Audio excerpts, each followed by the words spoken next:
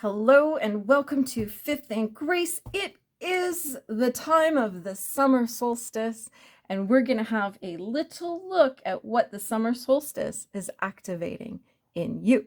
If you are in the southern hemisphere, is it summer solstice for you, or is it winter solstice for you right now? Or do we all work together on the same timelines when it comes to this sort of thing, the portals of the year? I don't know. So if you are from somewhere like Australia or New Zealand or somewhere like that, please let me know in the comments, because I don't know. I don't know. I have no idea. And if you're tempted to email me, I mean, you can by all means, but I would prefer a comment on my video. Thank you very much, please. If you email me, I will probably just comment with what you said, just to get the comments out there. Did you see what I did there? Let's start the conversation. Leave a comment. Say hello. Say hi. And then we can chat in the comments as well.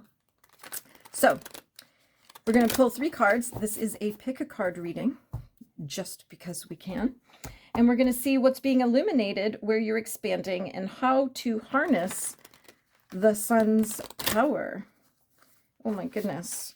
Look at it. We're still dealing with this massive deck. I don't know what's wrong. Deck with an E. Get your mind out the gutter. Okay, one more. Oh my goodness. There we go. Okie doke. And then we will cut the deck. The sun finally came out here in southern Ontario. So yeah. And I totally did that wrong. But what's interesting is the 3 of Pentacles came out again. Okay. So that came out in another reading this week, and I'm like, wow, I've never seen that card before. Sorry, this is meant to be a pick a card, so we're going to just shuffle the deck again a couple times, and then we're going to actually do it right this time.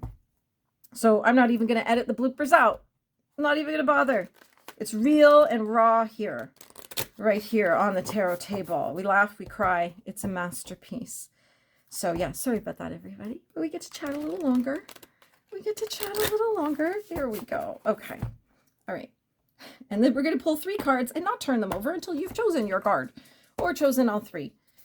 That's totally fine with me. Look at, I'm just making a mess of everything here today. Okay, there we go. This is the Affirmators deck. The link is in the description of this video, so you can grab it yourself. And there's also other links there, like my Patreon, my tip jar. There's a free ebook there for you. There's another ebook there. You can get on my VIP list. You can find me on Facebook. There's all kinds of things. Okay. So there we go. Choose your card. We're going to pause for just a moment while you choose card number 1, card number 2, or card number 3. Or if you want, you can choose all 3 and we make a little story of it. You do whatever you like, whatever feels right. I'm not here to tell you what you should want. And card number 1 is the 9 of Pentacles. So the summer solstice, and I've said the word solstice so many times that I'm actually starting to say it wrong. The summer solstice is illuminating and expanding for you your financial achievements, your abundance, your physical life. So maybe when I say financial, maybe it's not financial. Maybe it's your physical life. Maybe you're on a workout journey. Maybe you're on a weight loss journey. Maybe you're on a weight gain journey. There are people I know who are trying to gain weight. I don't get that, but sure. But I do know people who struggle so much because they're so thin that it is actually not healthy. I know a man who his wife has to bring him food in the morning before he can come downstairs because he doesn't have the physical energy to come down the stairs first thing in the morning. He needs food to have the fuel to actually get down the stairs. Now, he is ill, but still at the same time, it's like, yeah, I know people who are so slim that it is a problem. So if you're trying to gain weight, I don't know how to do that. I mean, I don't know how to do that intentionally. I'll gain weight by sniffing a cheesy. I'll gain 7 pounds. So I don't know what to tell you. My issue is the opposite. But if you're on a weight loss journey, a weight gain journey, an abundance journey, a financial journey, a journey of your home, working towards getting a home, working towards getting your home the way you want it, etc., all of the physical, tangible stuff in our lives. Whew. What's being illuminated and expanded for you is You're doing great. You are achieving so much right now. And this is a great time to tap into the sun's fiery, spicy, feminine energy and amplify everything that you're doing. It's a wonderful time of year for that. So good for you. Well done, you. You're doing great. You are doing great. And our King of Cups is card number 2. And what's being illuminated and expanded is your emotional mastery. You've been doing so much work this year already on healing. Oh, my guides just said there's someone who's grieving, who's doing a really good job of tending to themselves and experiencing their grief and processing through their grief. So good for you. Good for you. And again, use this energy right now at the solstice. The solstice is a portal. So use that energy to amplify that. Like, go sit in the sun. Go sit in the sun. If you are one of those people who burns easily, cover up, but sit in the energy of the sun. Feel the heat on your skin, even if it's through, a thin top or something like that to protect your skin. I do know people who step outside and they're crisp before they make it to their car. Zinc cream is a big helpful thing for people with very, very fair skin.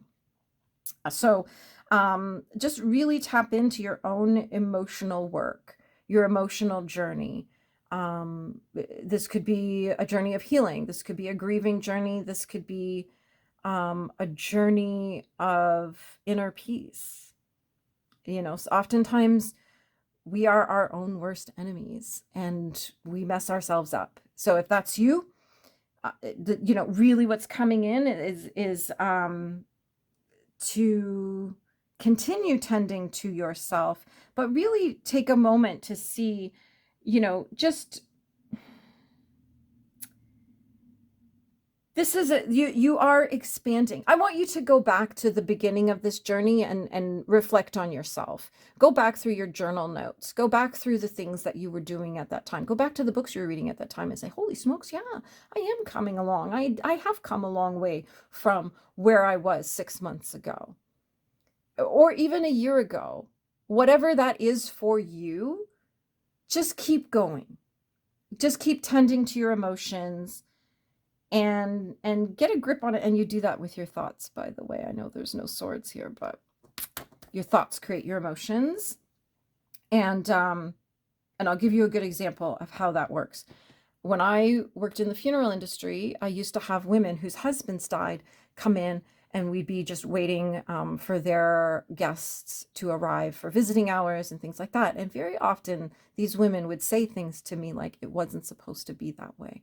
That's a thought that will really cause a lot of pain. So when we release that thought and just say, well, it is what it is. I know we made plans. I know we wanted it to be different, but it's not. We have to deal with what's happening right now. That's where we actually start to heal.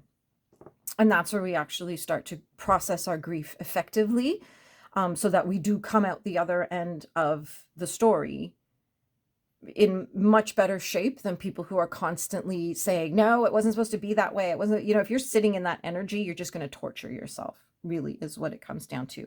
And our thoughts, so those thoughts, it wasn't supposed to be this way, are creating a lot of strife emotionally. And you never actually fully recover, and you never actually fully process and release the grief that you need to release if you are telling yourself that, nope, this is wrong. It shouldn't be like this. It is like this. Accept that. And then deal with that. And you'll be in way better shape than everybody else around you. Trust me on that one. I did study grief. And in college was probably my favorite, well, my second favorite course. Religion was my favorite course. Grief was my second favorite course. Well, this is a very interesting set of cards for us today. And how cute are they? I mean, my goodness, how cute are they? Oh, just about knock my candle out. Look, I'm going to set the house on fire. Everything's going to be crazy. Whew, it's a day, that's for sure. Our Knight of Cups is about getting on with it. Our Knights, the first thing that comes out is always giddy up. Let's go. Let's get on with it. Whatever it is, stop.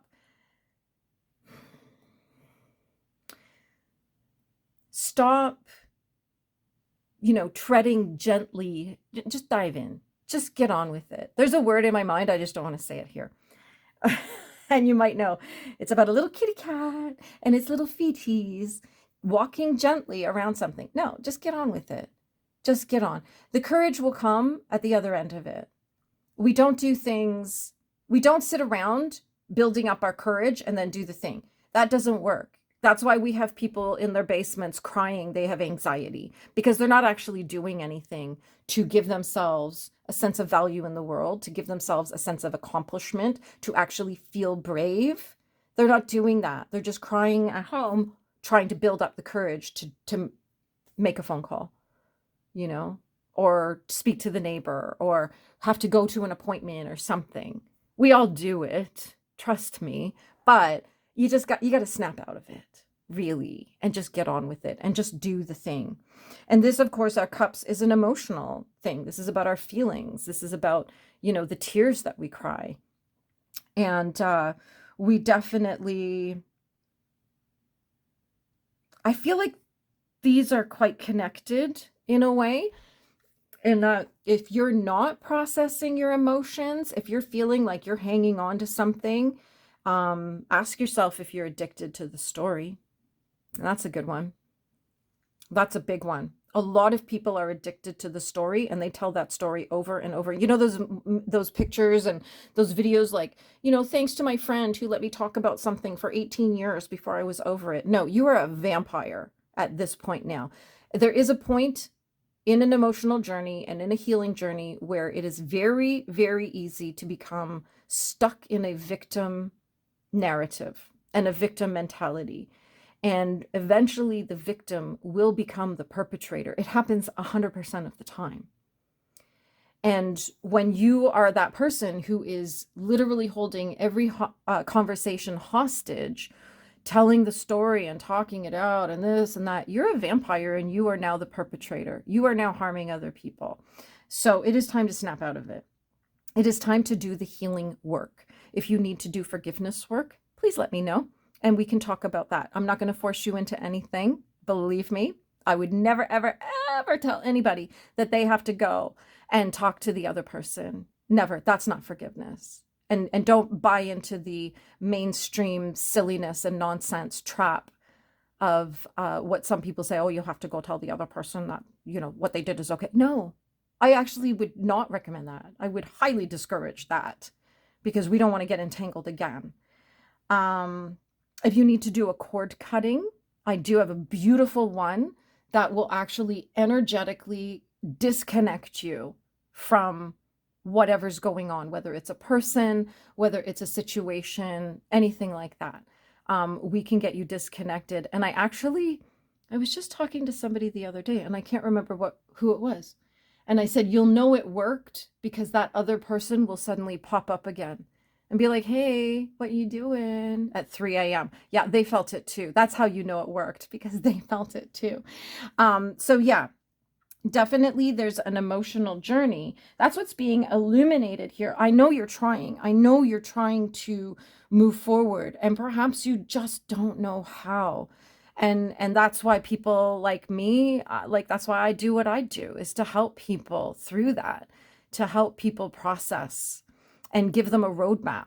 So if it feels like something that you could use, especially this summer, what a great time for it. Reinvent yourself. Hello. Go into September, a whole new healed, beautiful, wonderful person, who's, getting their emotions in alignment. Because you want your emotions to be in alignment with the life you desire. That's why we say, like, you'll never make $1 million if you don't feel like somebody who deserves and is a millionaire, right? If you're like constantly in poverty mentality and emotions, you're not going to have $1 million. So this is how we have to get ourselves in alignment. I don't even know how we got on this, but here we are. That's what happens when spirit takes over. People always say to me, can you repeat that? I'm like, no, I have no idea what fell out of my mouth. I have no idea. But there you have it.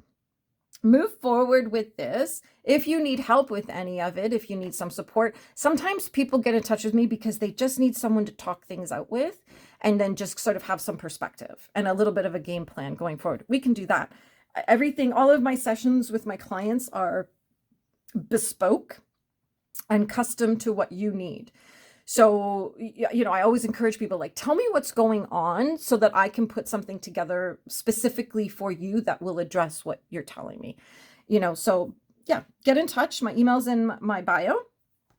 And don't forget to click subscribe, click like, leave a comment so I know you were here, say hello, and I will welcome you to my world personally. And as ever, have a magical day.